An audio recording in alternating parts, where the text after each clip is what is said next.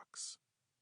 Red Larson came through the rooftop door about 20 feet behind Walter, quickly scanned the roof, checked his sightline to the club, and began assembling a rifle identical to Seeley's. He spoke as he worked. "I phoned in shots fired at a convenience store about a block down the road on Woodward. Said it sounded like automatic weapons, maybe more than one. That should get the locals close and bring in the press. I didn't get a chance to check the radio, but the 32nd precinct is less than 2 miles from here. We need ambulances, not cops. Cops will get in the way. They'll send ambulances too. Standard procedure. You should have said heart attack, not shots fired. We'll need more than one ambulance." He was right. Walter dropped it. "Did you destroy the phone?" Red gave him an aggravated glance, plucked the cheap burner phone from his jacket pocket, cracked it in half, and threw both pieces over the side of the building. "Yes, Mom, absolutely." Walter just shook his head. Rifle assembled, Red lowered himself to his belly, cringing as his body made more noise than Walter's had. Red had 11 years on him. "This is a young man's game, Walt. None of us got any business being out here." "We've got unfinished business." Over their earbuds, Seeley said, "It's not too late to go back to my motel and catch the end of the Tigers game." "I'm saying," Red replied. Walter felt a tickle in his throat, pulled a handkerchief from his pocket, and caught the cough. Loud, but not as bad as some of the others. He shoved the stained cloth back into his pants before Red could see the blood. As if Red didn't already know what was happening to him. Seeley, too, for that matter. More unfinished business, he supposed. That one was on track to take care of itself. He tapped Red's foot with the toe of his shoe. "When did it rain last?"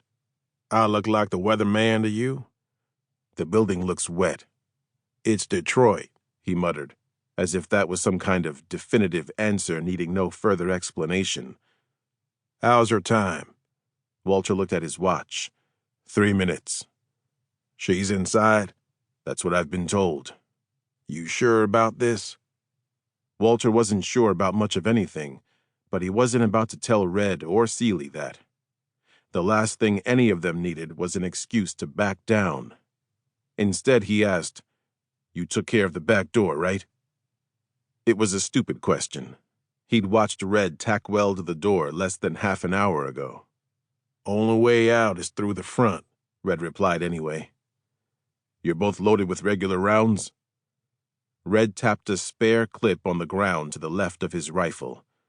"Got regular in chamber. Oxy's right here on deck. I'm not effing senile. Not yet. We've got this." "You sure you don't need 2 guns?" He tisked. "I can change them out fast enough." "I hear sirens," Seeley interrupted. 2, maybe 3 black and whites, coming in from the west." Locals responding to Red's call. "Copy," Walter said, although he couldn't hear them yet. He looked back at the club. Things looked wet in Chicago. Same with that little pissant town outside of Reno back in '94. A couple of the others, now that I think about it. Red shrugged. "Could be something, or could just be you wanting it to be something. Doesn't really matter unless we find a way to use it. If we end this tonight, no reason to give it another thought anyway. I vote we go that route. I don't want to do this shit again." "It's raining like a bitch out west," Seeley told them. "Probably passed through here first.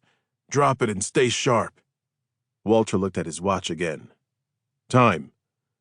Retrieving a burner phone from the pocket of his pants, he dialed the number he'd written on his palm in black marker. A male voice answered, shouting over the music. "Club Stomp." Walter spoke slowly, doing his best to keep the anxiety from his voice. "I've planted a bomb in your club.